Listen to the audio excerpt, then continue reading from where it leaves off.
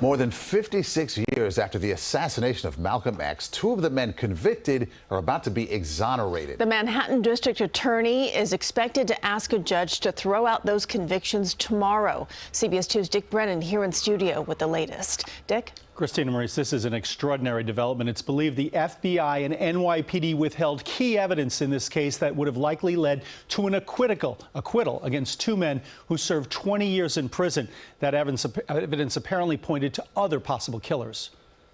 When Malcolm X died in a hail of gunfire in the Audubon Ballroom in 1965, the alleged gunmen were rounded up. But now, more than 5 decades later, it's clear it was a rush to justice. And Muhammad Aziz and Khalil Islam, who always claimed they were not guilty, will have their convictions vacated.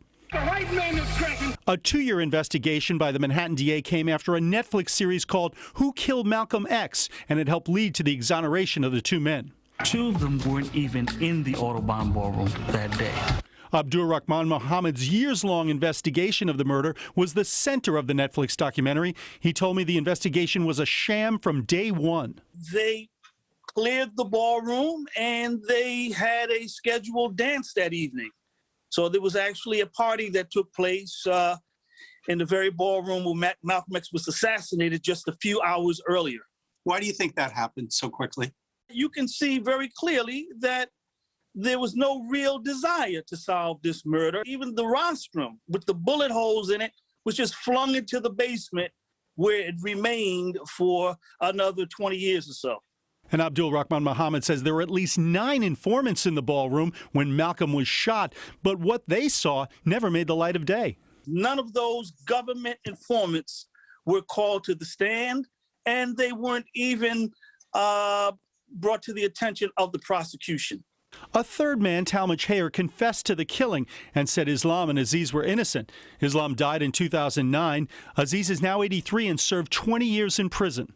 If I wanted to do it, I couldn't have done it. So that means they knew what they were doing when they put me in jail.